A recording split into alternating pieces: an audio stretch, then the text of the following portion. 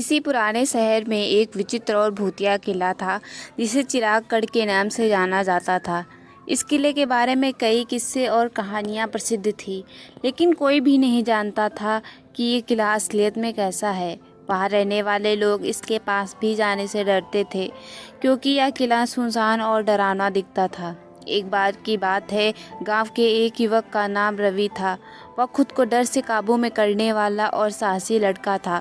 वह हमेशा से ही चिरागगढ़ का रहस्य खुद से सुलझाना चाहता था।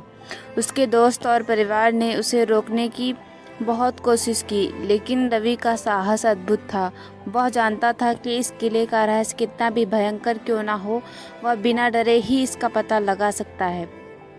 एक दिन रवि अपने दोस्तों से कहा, मैं जानना चाहता हूँ कि चिरागगढ़ में क्या है जो लोग इससे इतना डरते हैं। मैं उस रहस्य को सुलझा के ही रहूँगा। उसके दोस्तों ने उसे बहुत रोकने की कोशिश की, लेकिन रवि का आत्मविश्वास बहुत ही ज़्यादा था। उसने अपना काम चालू किया और रात रात भर चिरागगढ़ के पास वक्त बिताने लगा। एक दिन रवि अपने साथी दोस्तों को साथ लिया और वे सभी मिलकर किले की ओर बढ़े। किले के दरवाजे पर पहुंचकर उन्होंने देखा कि दरवाजे पर लिखा है, सावधान, जिंदा रहने के लिए यहाँ न आएं।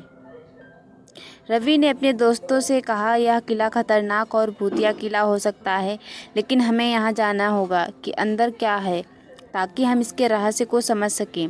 और उन्होंने धीरे धीरे कदम बढ़ाते हुए किले के अंदर की ओर बढ़ना शुरू किया। किले के अंदर एक डरावनी सी शांति का माहौल था। उन्होंने धीरे से आगे बढ़ते हुए एक बड़े कमरे में पहुंचे, जहां एक विशालकाय चिराग जल रहा था। तभी उन्होंने एक कमरे की ओर देखा जहां एक बहुत बड़ा पुराना पुस्तकालय था। उन्होंने पुस्तकालय में जाके देखा कि पुस्तकालय में अनगिनत पुरानी पुस्तकें थीं। उन्होंने एक पुस्तक उठाई और देखा कि ये प्राचीन डायरी थी, जिसमें एक यात्री ने इस किले में हुए अपने अनुभव के बारे में लिखा था। रवि ने डायरी में पढ़ते वक्त अपने दोस्तों को बताया कि इसमें उस चिराग के बारे में लिखा है। रवि और उसके दोस्तों ने डायरी पढ़ने के बाद चिरागगढ़ के रहस्य को समझ लिया।